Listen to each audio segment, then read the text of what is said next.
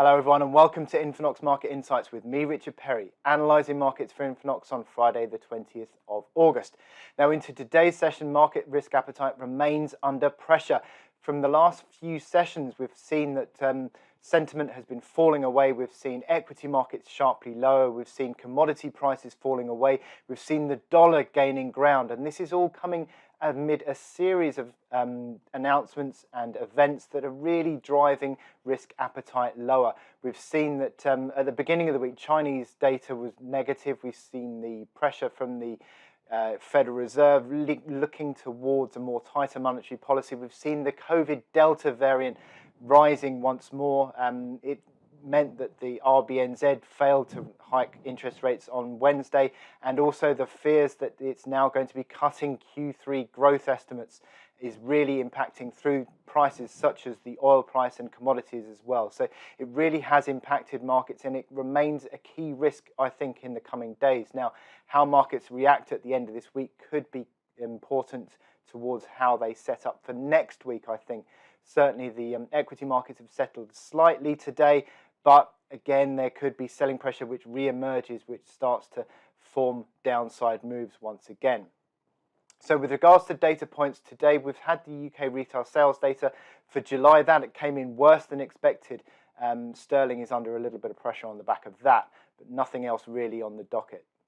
So with regards to the charts we're looking out for today, the euro-dollar chart is again breaking lower. We've seen that dollar strengthening has affected euro-dollar with a breach of that 117 key support. What are the technical implications of that? We're also looking at the oil price breaking down to multi-month lows, looking at how that looks, and also looking at the SP 500 futures, which have been under pressure in recent days but bounced yesterday.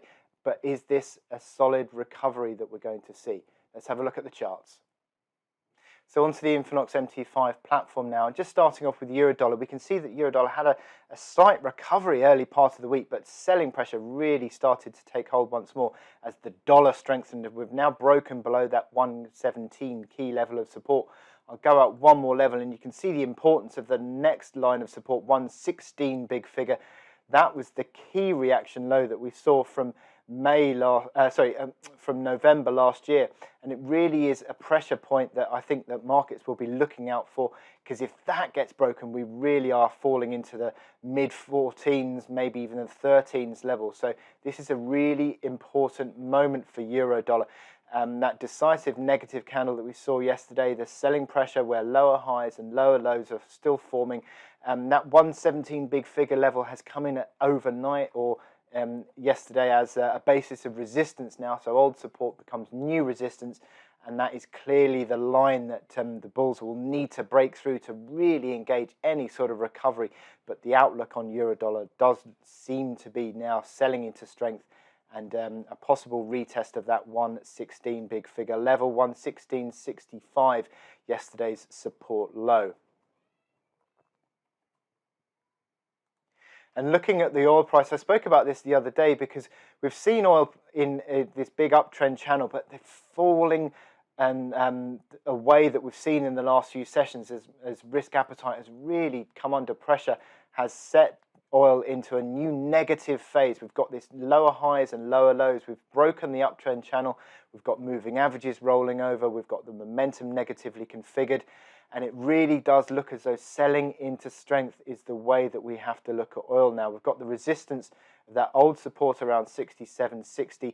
That is the first line in the sand that we need to look out for. But obviously between 67.60 and 68 figure, that other level of old support really does suggest that that is now basis of resistance. And we can see here on the hourly chart that that comes in. We've got the move that we would need to get back above 70 big figure dollars to really suggest a recovery, and it doesn't look as though at the moment that is in play. And you've got the 4-hour RSI failing at 50, again negative configuration there.